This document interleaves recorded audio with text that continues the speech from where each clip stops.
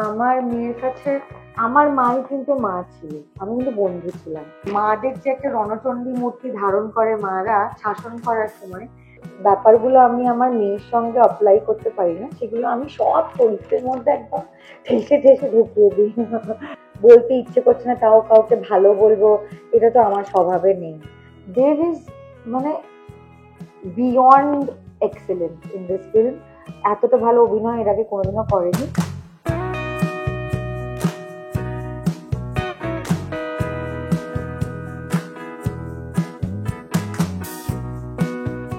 ওর সঙ্গে যোগাযোগটা যেহেতু আমার রয়েই গেছে বা যোগাযোগটা থাকে, সেই জন্য ওইটা ঠিক আলাদা করে ফিল করতে পারি না যে অনেক বছর পর কাজ হচ্ছে। কারণ মানে বেশ দেখা হয় আমাদের, কাজের বাইরেই দেখা হয়।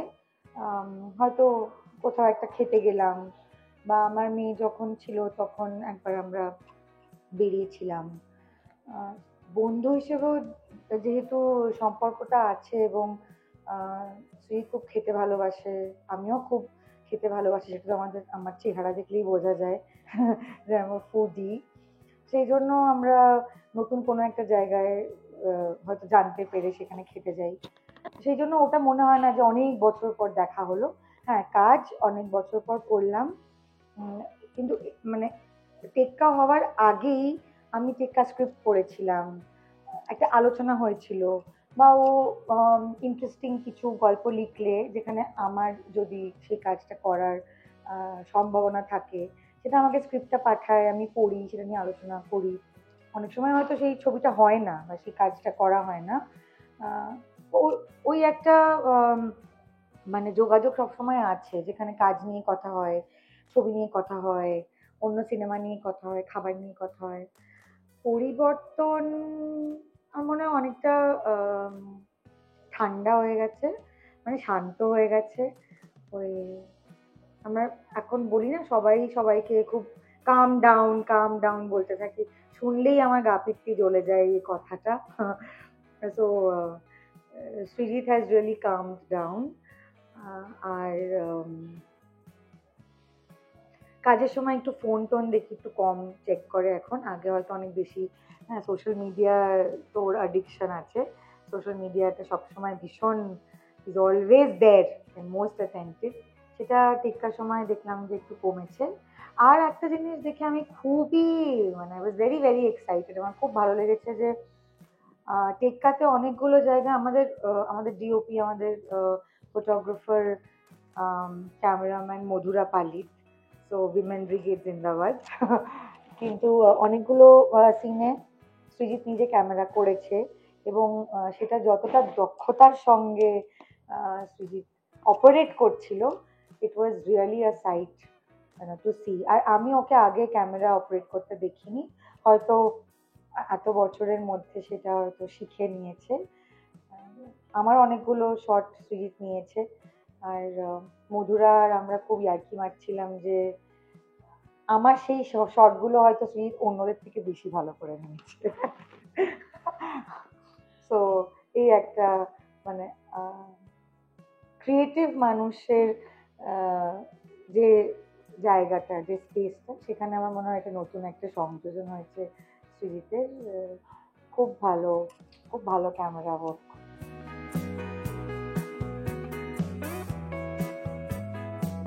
মানে মানুষ হিসেবে আমার এমনিতেই আফসোস খুব কম হয়।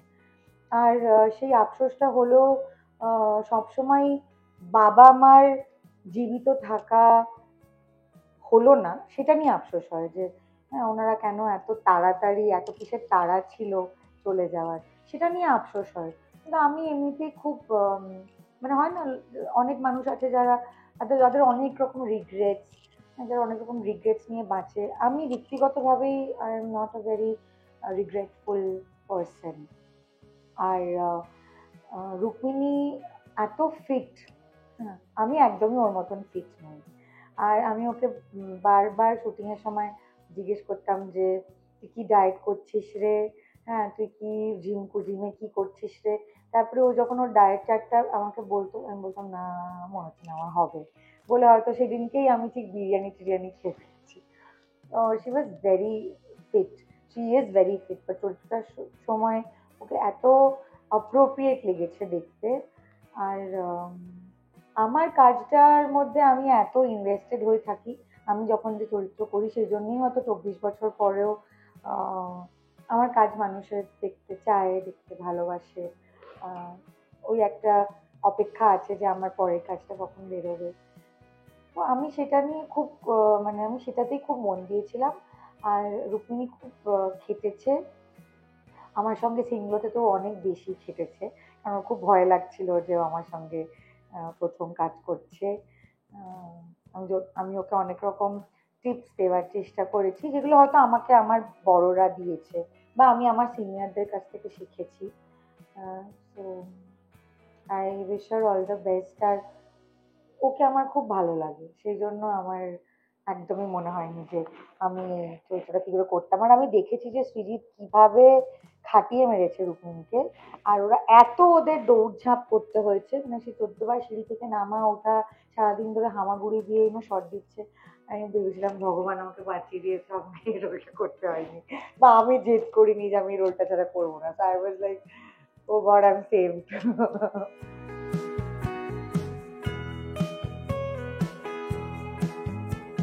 Dave is exemplary in the film. আর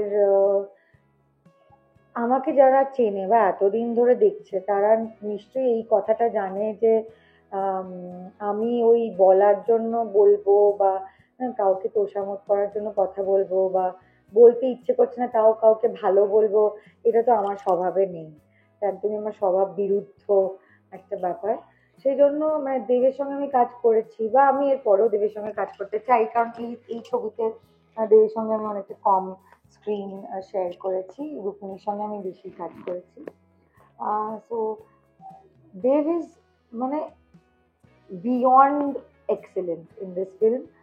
আমার আমার মনে হয় ও এতটা ভালো অভিনয় এর আগে কোনোদিনও করেনি, এরপরে হয়তো করবে, কারণ এখন তো ও শিখে গেল, মানে এই ধরনের অভিনয় করাটাও শিখে গেল এই ছবিটার হাত ধরে। আমি খুব সিনেমা দেখতে ভালোবাসি, আমি প্রচুর সিনেমা হলে গিয়ে দেখি। এখানে দেবের অনেকগুলো ছবি আমি দেখেছি, কমার্শিয়াল ছবি তো দেখেইছি, কিন্তু অন্যরকম ছবি যদি বলি যেখানে ও সুপারস্টার ইমেজ থেকে বা সেই সুপারস্টার একটা অরা থেকে বেরিয়ে এসে চরিত্র হয়ে উঠেছে, তার মধ্যে বুনো হাঁস, কবির, চ্যাম্প, আম, এরকম কয়েকটা ছবি তো আমি ডেফিনেটলি দেখেছি, যেগুলো আমার খুব ওকে ভালো লেগেছিল। সেখানে দাঁড়িয়ে আমার মনে হয়েছে যে ও কিন্তু ওর ওই সুপারস্টার ইমেজটা থেকে বেরিয়ে প্রতিনিয়তই নিজেকে ভাঙছে, গড়ছে। কোনো সময় রোগা হচ্ছে, কোনো সময় ওয়েট কম করছে, কোনো সময় যেরকম যেরকম চরিত্রের আহ, দরকার সেটা করছে। আমি রিসেন্টলি প্রধানও দেখলাম, হ্যাঁ ওটিটিতে এসছে, তো আমি দেখলাম ছবিটা। তো একটা মানুষের অভিনেতার, মানুষ না, তো অভিনেতার একটা গ্রোথ তো দেখা যায় যে সে তার ক্যারিয়ারের শুরুর দিকে যেরকম অভিনয় করতো অফকোর্স সেটা এখন করে না। আর হিরো হিসেবেও আমার ওকে খুবই ভালো লাগে, ওর পার্সোনালিটি, ওর চেহারা, ওর ব্যক্তিত্ব। তো টেক্কাতে মানে আমি খুব কাছ থেকে ওকে দেখেছি ইমোট করতে, তার মধ্যে এতটা সততা ছিল, সেটা যদি আমার আমার মনকে যদি ছুঁয়ে যায় তাহলে দর্শকের মনকেও ছুঁয়ে যাবে। আমার আমি খুবই মানে খুবই খুশি যে আমরা একসঙ্গে একটা কাজ করতে পেরেছি, আর এটা খুব বড় একটা ছবি। হ্যাঁ, শ্রী মুখার্জিও খুব বড় নামী একজন পরিচালক, এবং এই এই যে কোলাবোরেশনটা হয়েছে আমি, দেব, রুক্মিণী, স্মৃতি, আমাদের সকলের, আহ, এটা নিয়ে আমি খুবই এক্সাইটেড আর আশাবাদী যে ছবিটা মানুষের ভালো লাগবে।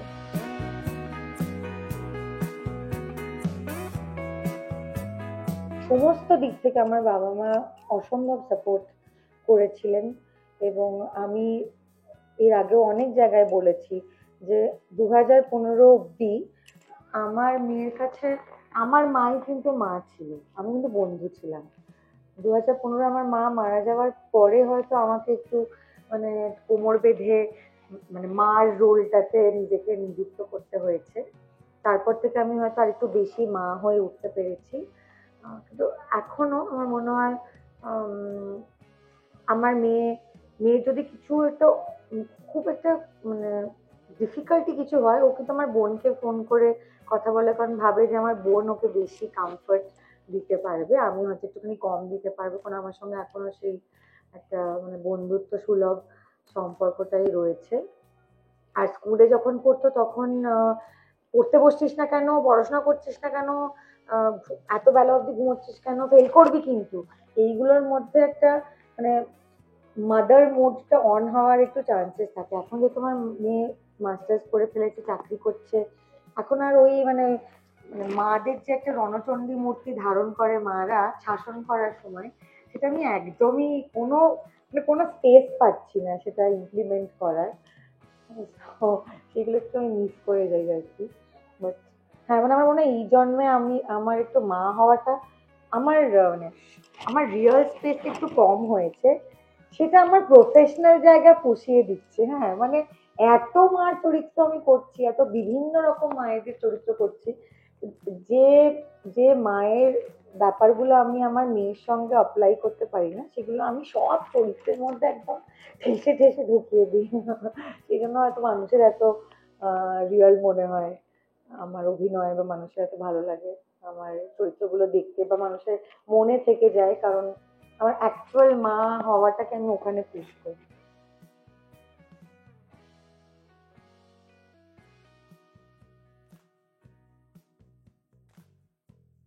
ফলো করুন এই সময়.com। আপডেটেড ভিডিও স্টোরির জন্য সাবস্ক্রাইব করুন আমাদের ইউটিউব চ্যানেল।